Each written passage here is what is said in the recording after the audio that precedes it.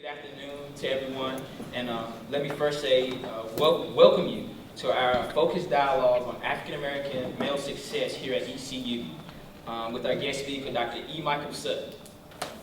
Let me also say thank you for attending this Friday afternoon event.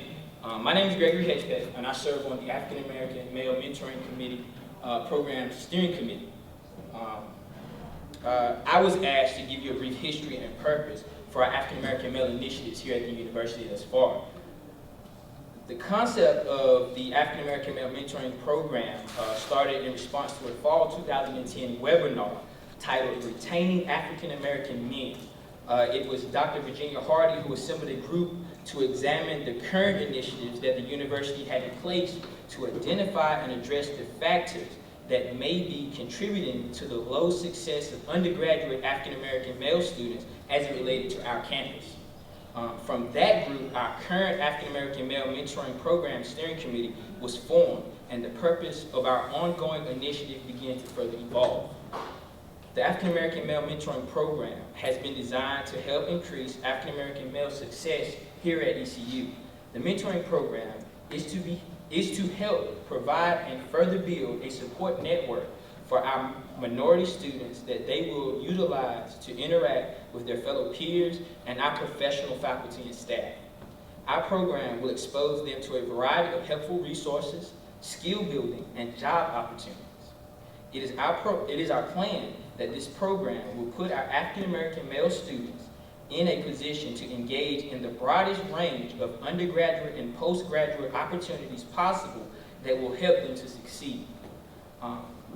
Our recruitment for our mentors took place during the summer, and several trainings were conducted to help our mentors better understand and develop their mentee to mentor relationships, some of the student development theories that are out there, and our program's overall purpose, goals, and program outcomes. With that said, I'd like to welcome Charles Clancy, who is also on our steering committee, and he will present to you our guest speaker. I, like Mr. Greg Hedgepeth, serve on the committee as well. It's a team of about 6 of us. Today, I have the distinctive pleasure of introducing the featured speaker, Dr. Michael Sutton, this afternoon. A native of the state of North Carolina, Dr. Sutton obtained a Bachelor of Arts at Winston-Salem State University, a Master of Science at Southern Illinois University, and a PhD at Illinois State University. Dr. Sutton provides leadership at a local, state, and national levels, in moving forward the priority of creating a culture of student success for African American males through his scholarship agenda, as well as through his numerous strategic conversations, such as the African American Male Summit held in conjunction of the annual NASPA and ACPA conventions. He is also the author of the book chapter, Developmental Mentoring of African American Men, and Dr. M.J. Sujette, African American Men in College. This book informed the conceptual development of our African American Male Mentoring Program, which we call AAMMP. It is with great honor that I now invite Dr. Michael Sutton to the podium to share his insight about the developmental elements needed to create a culture of student success. It's a pleasure to be on your campus today. I was telling my guests that I'm originally from Kinston, which is down the road, and grew up in Kinston 18 years of my life and was ready to get out. And so when the opportunity came to come to Winston-Salem State, we went there immediately, and I had a great time at Winston-Salem State. I'm also familiar with one of your chancellors because when I was a little boy, the only thing we heard about East Carolina was Leo Jenkins. And I think Dr. Jenkins did a lot of building this institution. So that is my sister graduated from East Carolina. She would kill me if I didn't say that this afternoon. So I want to make sure that we indicated that. It is quite a pleasure to be here with you to talk about an initiative that is so important to me, and I can tell by your attendance that it's important to you. What are we doing about the African American male population as far as on the collegiate level is concerned? Let me just share with you some striking statistics.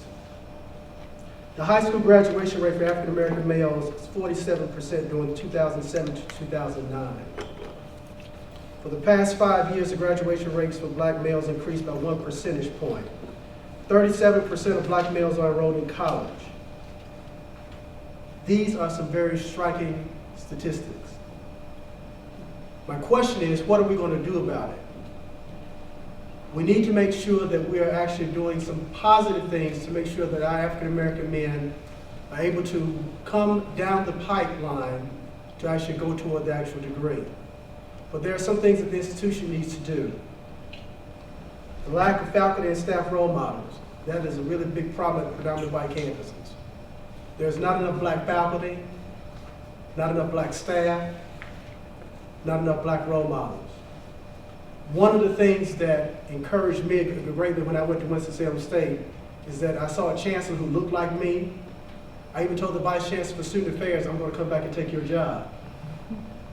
But it was those caring professors that when I went to my first college commencement and I saw them prance in with these robes on and these hoods, and they didn't call them mortarboards, they called them tabs. I said, I want one of those. By seeing these role models motivated me to go on to Southern Illinois University at Carbondale and then on to Iowa State University in 1991 where I received a PhD in higher education administration. So we definitely need good faculty and staff role models. Second point that institutions can do is to work on your institutional climate.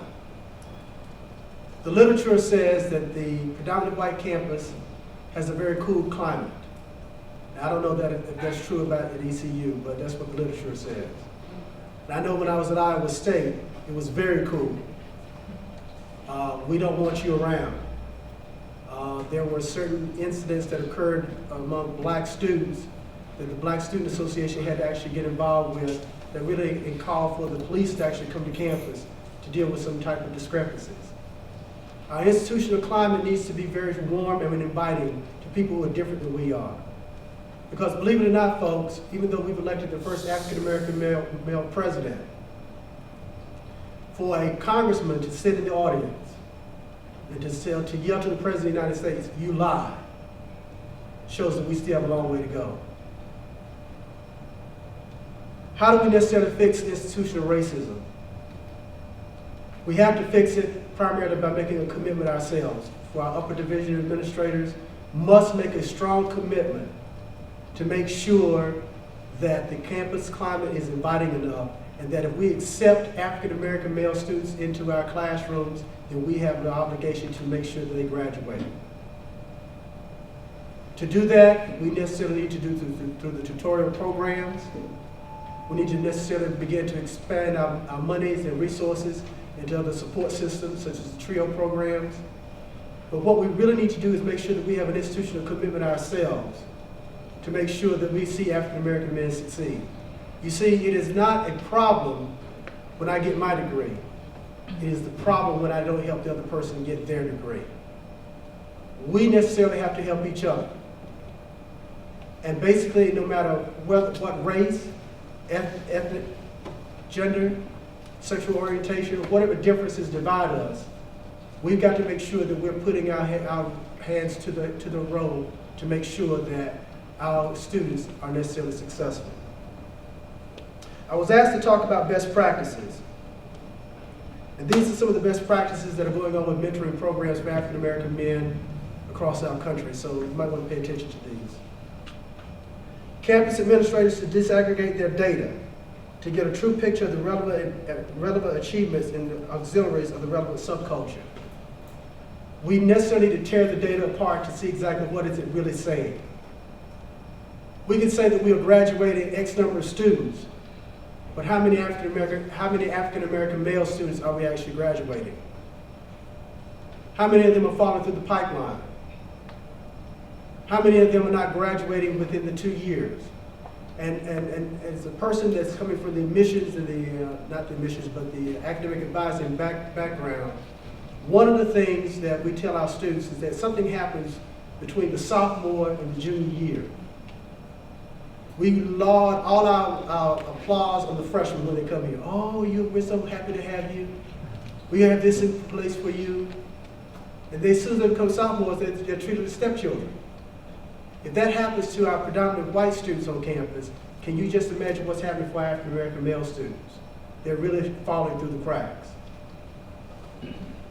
So not only should we desegregate the data, but all of our campus administrators must understand the culture of our African American male students.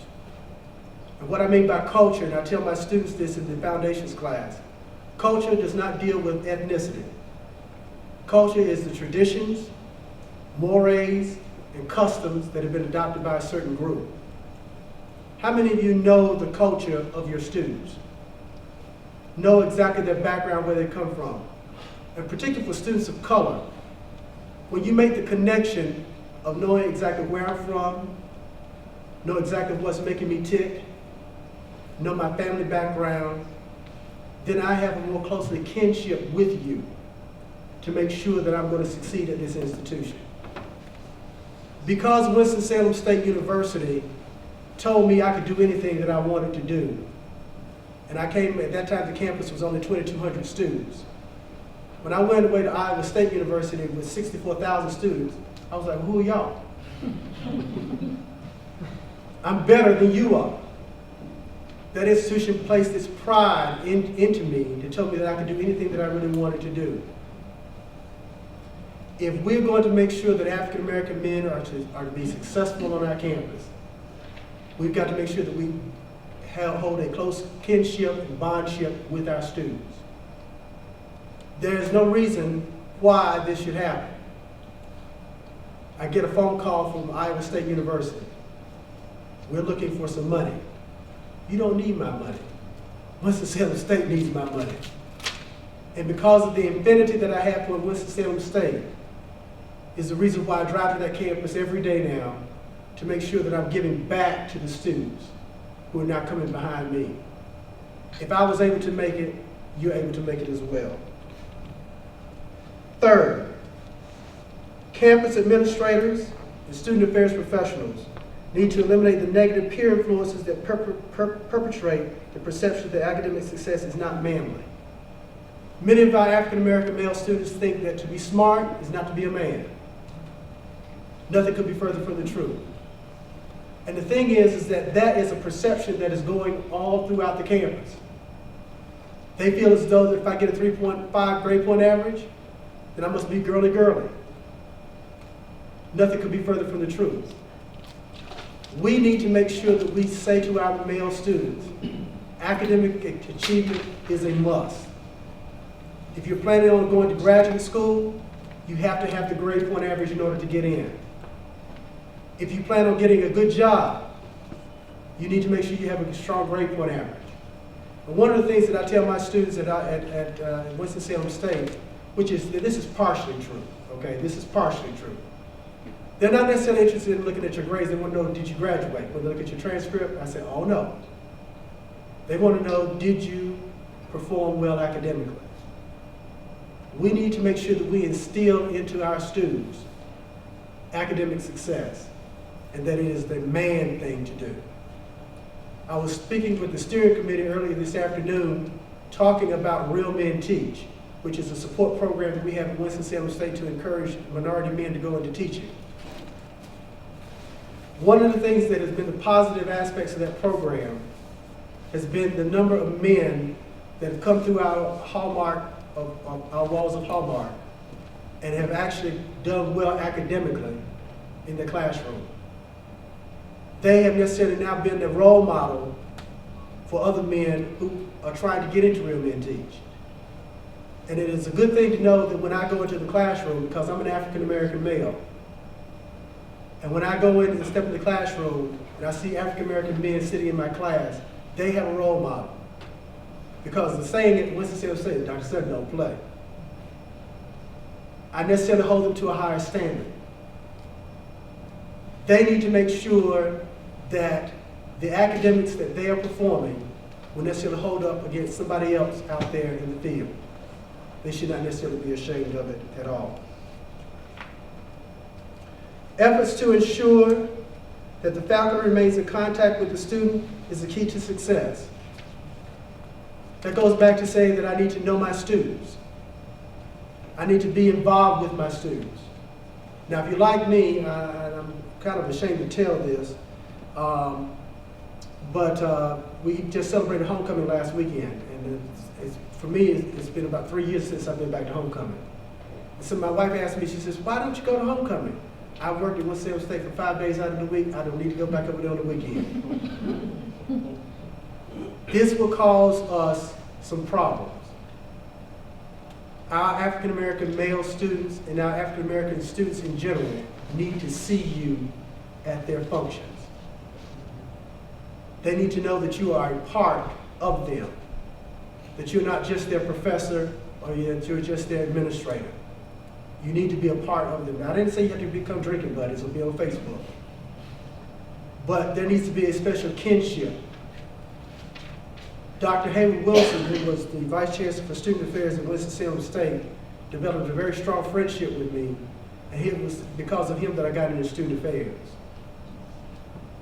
Not only was Dr. Wilson very instrumental, but Dr.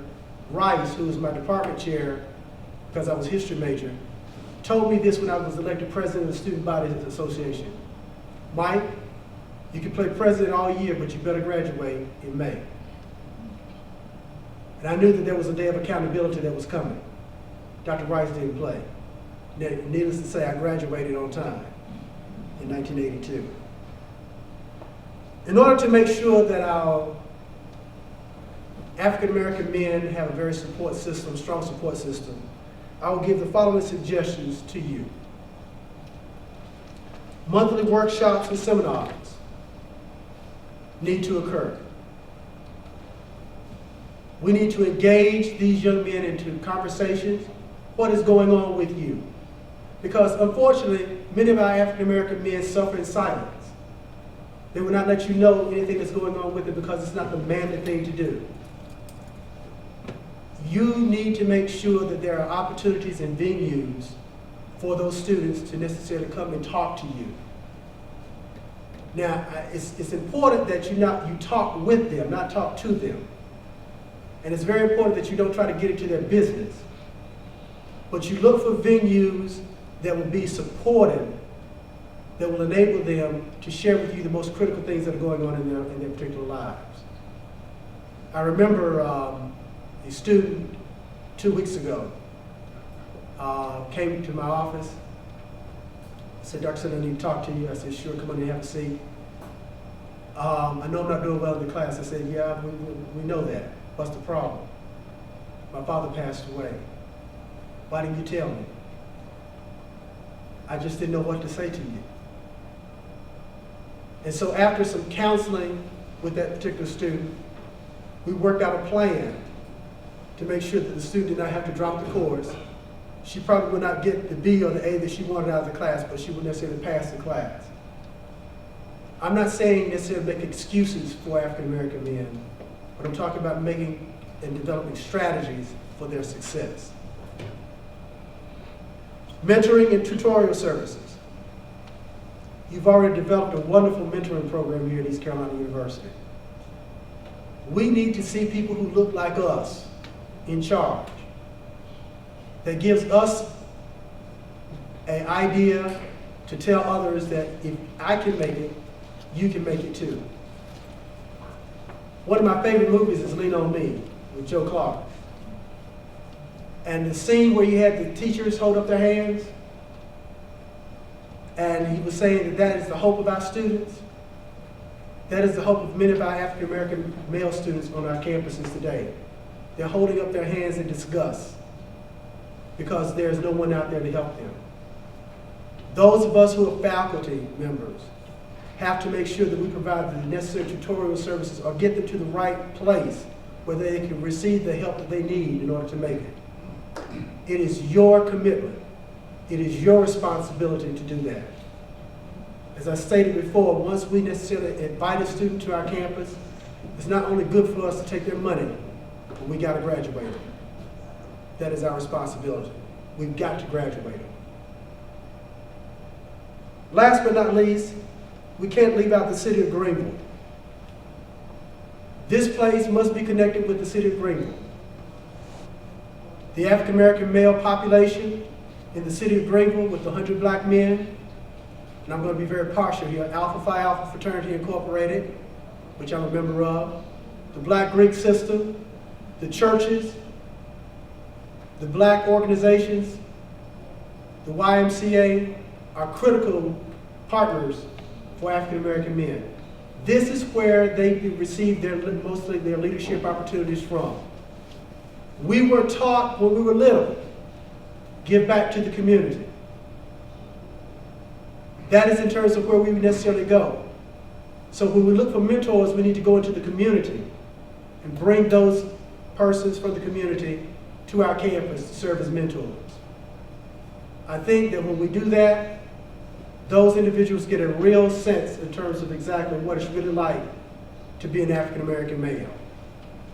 And they could share a lot with us that many of us who are in academia cannot. Let me talk briefly about the development of self-esteem of African American males in the area of academic success. I need to feel good about myself, that I'm to do well academically. Now I know that I've touched on this before, but I really want to stress this point again. I need to feel good about myself as an academician. And Dr. Sutton tells his students all the time, I'm from W.E.B. Du Bois, I'm a part of the talented 10. Dr. Sutton, who's the talented 10? It is the higher intellectuals who necessarily believe in working with their minds. Nothing wrong with working with your hands. But if you really want to be a part of the talented 10, if you want to be in my group, then you necessarily need to believe in academics. We need to stress academics. We need to make sure we push academics, and making sure that the students have the opportunity to succeed in the classroom. One of the most hurtful things that an instructor can do in the classroom is to marginalize a student. And that happens so many times to our African American male students. There comes up an issue that relates to African American males, and let's say that that's the only African American male in the class. So Michael, what do you think? As though Michael is the expert on all African American males. That necessarily marginalizes the student. But as I tell my students, and I stress this in our Real Men Teach organization, we as professors must diversify the curriculum. It is our responsibility to do that, to make sure that the contributions of many disenfranchised folks are brought to the forefront of the learning experience. Let me talk a little bit about, and then I'll close, and we'll be glad to take your questions. What are some successful programs out there that are being beneficial to African American males? The SOB program by Dr. Tyrone Bledsoe. Tyrone is a very dear friend of mine. As a matter of fact, I used his program in my chapter on developmental mentoring. The Meyer program increases the production of members of underrepresented population with degrees in engineering and math. The Black Men on Campus. This program is designed to enhance the adaptation of African American males to the campus through orientation programs at Bowling Green State University. And let me just quickly say, for those who are naysayers of these separatist, they call them separatist programs, they're really not. They're really enriching programs. For example, when you go to the doctor, and he says you have a cold, go home and get some rest, but here's a little antibiotic to kind of help you out, to help speed up the recovery rate. We want to make sure we give the antibiotic to our minority students coming to the predominantly white campus. They need that help to get them over the hurdle, and it's our responsibility to do that. The Black Male Rap Session serves as an opportunity for a group of African American men to come together and rap with each other about the topics of mutual interest. The Black Man Think Tank, held at the University of North Texas, provides men with a series of presentations and discussions to provide a sense of brotherhood.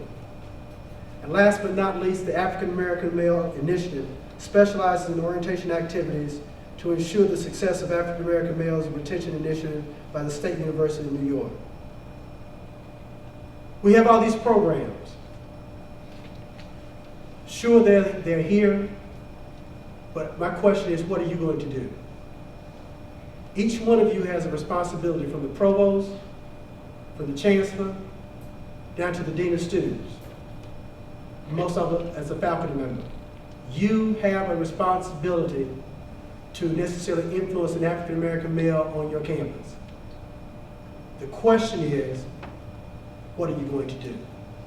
Thank you very much.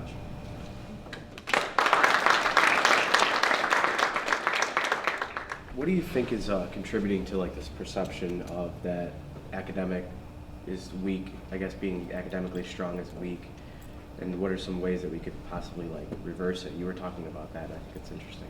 That's a good question. Let me just say that it goes all the way back down to the 3rd grade.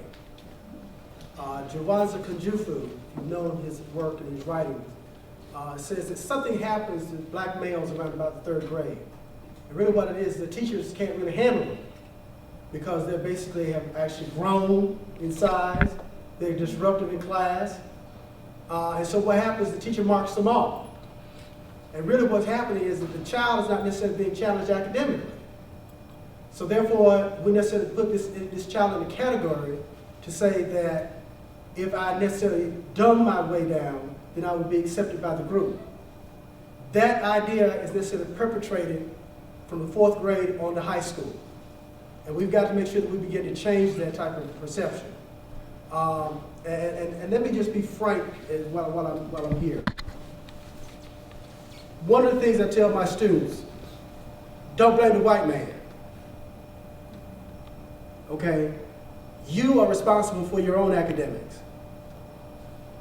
It is up to you to take control of it. It is up to you to make sure that you go and find the resources that is necessary to help you succeed. But it is a perception that is in our community that really needs to get rid of. But it does, it starts in the 3rd grade. And the little black boys are the most loving boys around the 1st and 2nd grade. You know, the teacher, ooh, she's just all in love with them. But something happens around that 3rd grade year that really causes the disconnect. Yes? One of my tutors, who is an African-American male, had given an observation of coming from Bertie County as a transfer student here, that it was a relief to him to be on a college campus, and that he doesn't naturally see mentors of his own color, but that he doesn't get stopped by that and finds other mentors to play that role for him. That's a coping mechanism. Should we be concerned that that's the coping mechanism some of our students have to do? Yeah, I think so. You're bringing up the cross-cultural, cross-gendered mentoring. Let me tell you something that was really a shock to me at Iowa State. Kathy knows Dan Robinson, who's a faculty member at Iowa State. We're both Cyclones. She got a master's from there. I got my doctorate from Iowa State. And I thought that really Dan Robinson will help me move through the program because Dan Robinson was an African-American male. That was the biggest farce that I encountered. Dan and I are still good friends, but it was Mary Huber, who was in the research and evaluation department, a white Jewish woman, who got me through my dissertation. I had to be open to cross-cultural and cross-gendered individuals who are willing to help me. I think if persons have the commitment, it doesn't matter sexual orientation, gender, ethnicity, whatever the difference it is, socioeconomic, social stratification, if they have the gift to help me, the resources to help me, then I need to tag into that particular person. So I think that we need to celebrate our differences, and we need to make sure that we get our differences out in the open, because our students need to understand that that's exactly how the real world works. I don't get all my help from black friends or from white friends. I get them from friends. How do we get that message across during that freshman year to look to other places? I think really through your freshman seminar courses, where you can really begin to start embedding that information to them. We have a thing called ramdition, where our students are necessarily inducted into the university, where the values and philosophy of Winston-Salem State is taught to our students. If you have such a program here at East Carolina that you induct freshmen as they come their first year, then you can begin to change their mindset.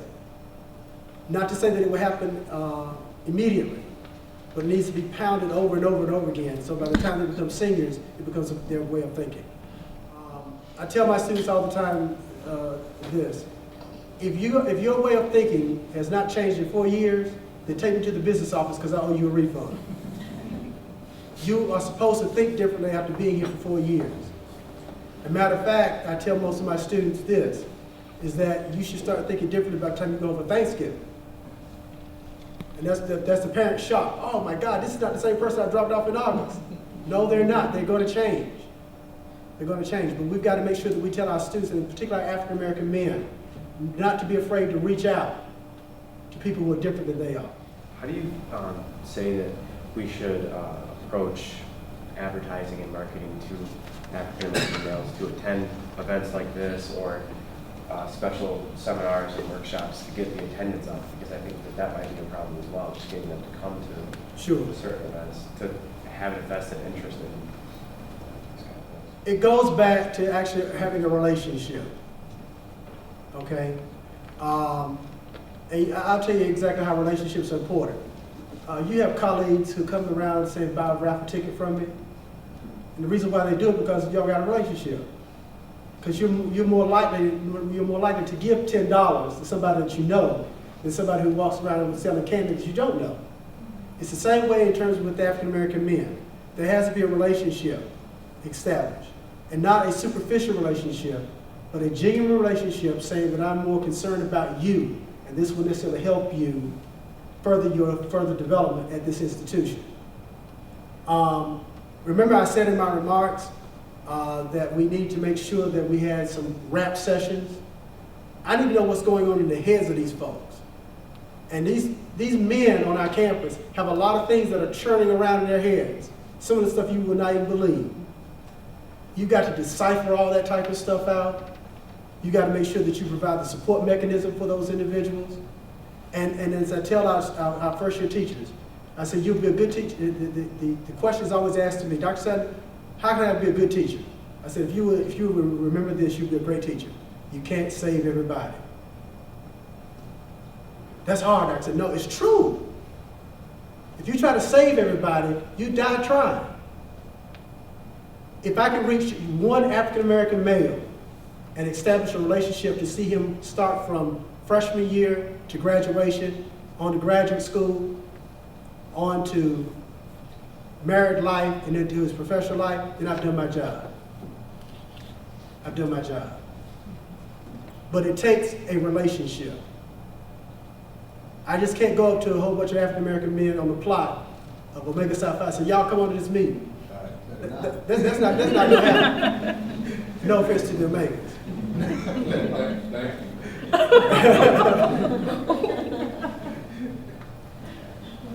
Yes. Compared with other populations on campus, what do you see as barriers for and challenges for African American male success that are weigh more heavily for the African American male population as opposed to other populations, or are uniquely important and significant compared with the challenges that other populations on campus might face? I'll give you two major reasons. Okay. One, I don't know. Okay. No. I'm saying they don't know. Oh. They don't know about the resources. You can have flyers posted all around campus. They walk right by it and they haven't even seen them. You got TVs going around the campus. I'm serious, folks. We face the same problem in Winston-Salem State. We have our freshmen who are supposed to be registering for classes in October. And I'm telling you, the thing now is that most of them don't even know when registration is. I got to call them up and say, come into my office so I can get you registered for class. So the thing is that they don't know. The second thing is this. If it's not perceived to be as manly, it's an in thing for what my friends are doing, then that's a problem. And we've got to be able to change that perception. Not everything is He-Man. There are some things that I need to know because I'm a man. And we need to make sure that we get that information out. Those are the two main reasons that I think, and that's based on the research that I've done. But primarily, they don't know. Their focus is, and some of them have issues going on at home, that we don't know about. They may have failed a test that's going to really determine whether or not they pass the course. And some of them are on the brink of tears, but they won't show it to you, not unless you have that relationship. So the thing is that making sure that you inundate them with information. This is a generation that texts, Facebooks, MySpace.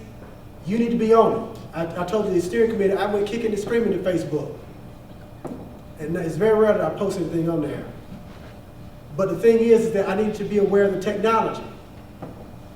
Because my niece and nephew are on Facebook, and I want to know what they're saying. So the thing is making sure, and our students are, at Winston State, you see them crossing Martin Luther King doing this. They're not paying attention to the traffic.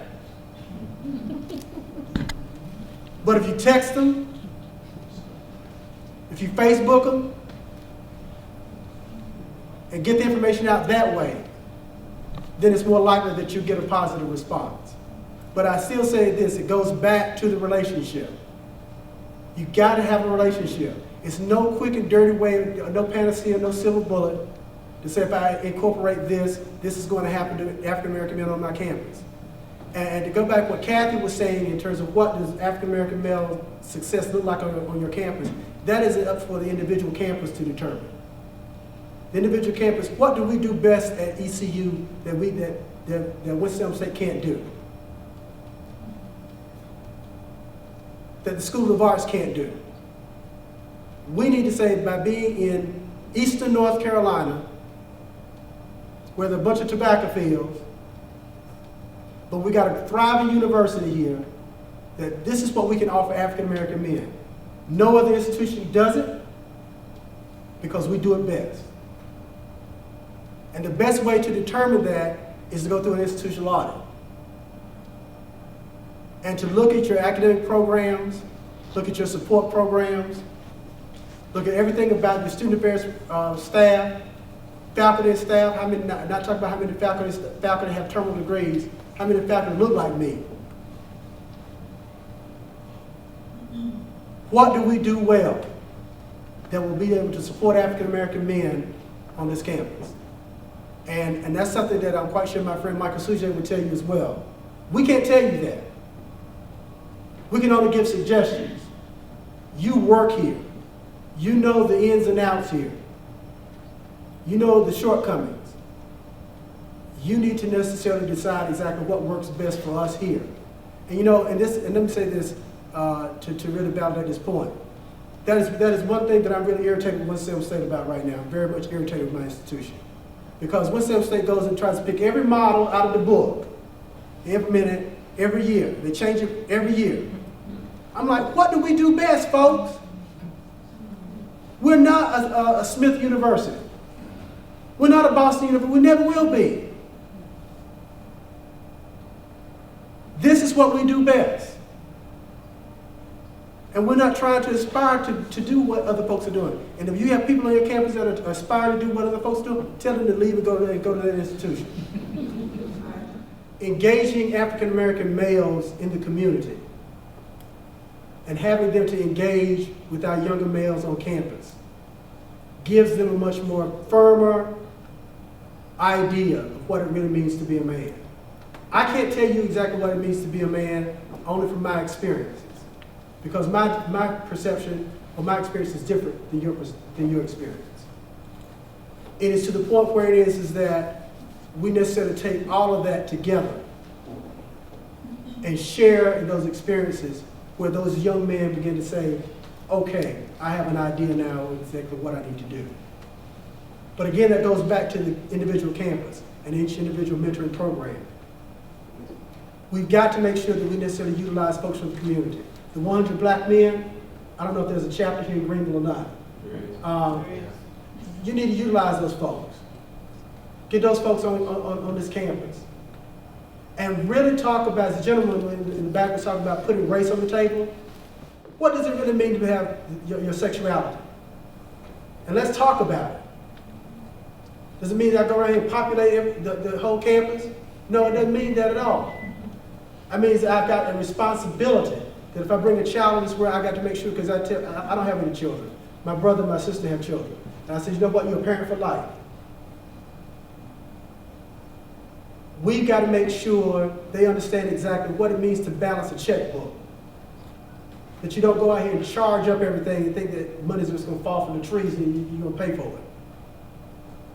Responsible financial keeping, their sexuality, and third, their health.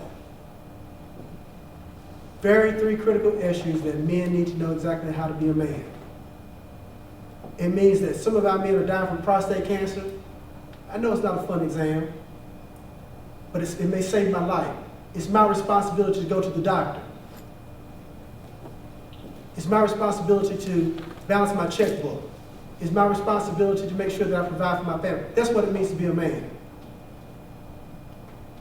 And once that is necessarily shared with men, that idea becomes implanted in their minds. That they're now beginning to go out and they're going to marry, they're going to get a job, and they're going to be productive citizens of our society. But most important, they will begin now to give back what was given to them. So I would say this, the 100 black men, the fraternities and sororities, the fraternities in the Greenville area, your church, your churches, your mosque, get those folks in here. Get them in here. And talk about the sensitive issues. There might be a little snickering going on at first. But really when we sit down and talk about the issues in terms of the consequences of one's risky behavior, then their minds begin to start thinking that I'm really not invincible as I think I am. And I will become in terms of being a true man in the true sense of what it really, really means. We've talked about how important teaching is and faculty are involved in this process and what an opportunity they have in all their classes to really kind of identify and support students. As I look around the room, we're all student support people, primarily with a few faculty in this room. Mm-hmm. How do we fill this room with faculty? How do we get faculty to these types of events so that they can learn how to do that? First of all, I think we have to come to grips in terms of what the perception of faculty are. And I'm guilty of this, so I'm not beating myself on my back about this. Mike Sutton doesn't get to campus until 10 o'clock. That's when my office hours start. And when my office hours over at 3, I'm going home. We've got to make sure that faculty see themselves as more than conveyors of knowledge on the college campus. Faculty have been trained that way. What the best way in terms of getting faculty involved is like in terms of getting African American men involved in the mentoring program. I have to establish a relationship with the faculty member. That means that I've got to go to that faculty member's office. I've got to share with that faculty member why this is important, why it's important to the faculty member. Because see, faculty are selfish people. If it's not tied to promotion and tenure, I don't want to do anything with it. That's why advising is going to pot. So I've got to make sure that I sell what I'm doing as a very interested part of that faculty member's portfolio. And it may mean where it is that a number of faculty may not overflood the room. But if I can get some senior faculty involved, they convince the junior faculty. If I get the department chair to begin to endorse it, to say that this can be tied not to promotion and tenure, but to a reward system, and it's our job to find out what the reward system is for the faculty member. If you do this, then I'll do this. One thing that's not going to happen. The days of faculty members coming back at night for student programs, those days are over. Faculty are not going to do that. But what we can do is make sure that we find out what's important to the faculty member. So by knowing what the faculty member's research agenda is, here's some free data. And if you were like me, before I got tenure, I was trying to publish everything in the world. Anything that was going to get me tenure, I was willing to do it. But I've got to establish a relationship with the faculty member. How many of you have relationships with faculty on this campus? Yeah, see, you got to get out there in the faculty members' world. What makes them work? What makes them tick? And then begin to necessarily involve them in terms of what you're actually doing. One of the things as a faculty member is when I got the first email from Kathy to come and to speak here, you know what? This is what I did in my chair. Well, they want me to come to East Carolina. Well, that was important to me. We need to find out what's important to the faculty member. Because faculty members will not become mentors if it's not tied to what they're doing. We need to find out what makes them tick, what's their research agenda, and what's their service plans. And then by doing that, we can necessarily get to begin to have more faculty participation. It's not a panacea, because there's just going to be some faculty who are just not going to participate. They will always just see me coming to campus, teaching my class, and going on. Kind of next step with that, you were talking about essentially changing the pedagogical approach. Right. Faculty aren't necessarily taught how to teach. That's true. It's a disciplinary focus. So any insights on how you would frame that, because it has to be a conversation about doing this institutionally and then getting it to the individual faculty. How do we go about doing that, or at least where would we start in that conversation? I think really you have to identify those disciplines that are kind to your cause, okay? The hard sciences, forget it. Biology, chemistry, those folks are not going to be interested. I can tell you that right now. But schools of education, the humanities, those schools or those colleges is where you can really begin to make an imprint. And really sit down and talk to the department chair and say, this is what we want to do. And the student affairs folk have been criticized for this. When I was in student affairs, we always say that we had to make sure we bridge the gap between the faculty and student affairs. And student affairs folk would sit around, well, how do we do that? Very simple.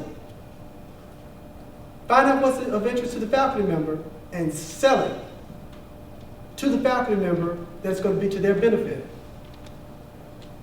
But you've got to find some champions on the faculty. And there are some that are here in East Carolina who necessarily believe in terms of exactly what you want to do. But the thing is, they haven't been asked. We got to be the persons to go out and ask folk to say, this is what we really want to do. And then begin to have the conversation. And that conversation can be at the faculty lunchroom. I know at Winston-Salem State on Wednesday, they serve fried chicken. Everybody's there. Buying fried chicken Wednesday. But the point being is that you get them actually involved to say this is important. And then understanding their pedagogic styles and temperaments. If they can necessarily be able to use that pedagogic style in terms of facilitating your program, highlight it. Highlight it. But you got to sit down and first and have the conversation. And let me say this, by working in a vacuum, all the good things that we're doing for the African American Male Mentors Program here, if we don't get the endorsement of the faculty, and let me say, I know the provost was here, and let me be very careful about what I'm about to say. If it's coming from the provost office, then it's got to be some teeth involved in it. Faculty, you are expected to do this. We've got to make sure that we hold faculty accountable, not only for teaching their class, but they are members of the total campus community. That's what we got to stress to our faculty. And let me just say this to really kind of to bring this thing to close the recursive loop. This is where developmental mentoring is so important. If I come with my agenda to say this is exactly what I need in order to become a successful man, I think what we've done with the instructional method is that we put everything on the mentor. He's supposed to know everything about me. my needs and my wants. No, that's far from the truth. As the developmental approach that I propose in the chapter is that I come with my agenda. And I come and I say, this is exactly what I need in order to necessarily make my successful matriculation at the institution. And then the two work together to make sure that the mentoring process becomes a beneficial experience, not only to the protege, but also to the mentor. Because the mentor begins to learn what? About that individual. Consequently, begins to cement the relationship. You hear me say this all the time, going back to the relationship. If it's going to necessarily be a beneficial experience, it's got to be a relationship, and a genuine relationship that has to be established. That's when I'm going to be able to open up to you and tell you exactly what I need, and the developmental approach will take off and run.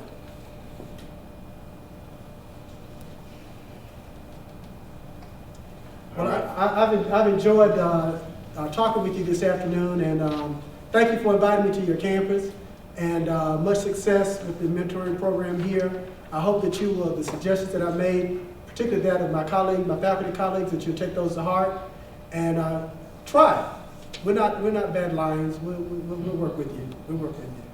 Thank you. Thank you very much.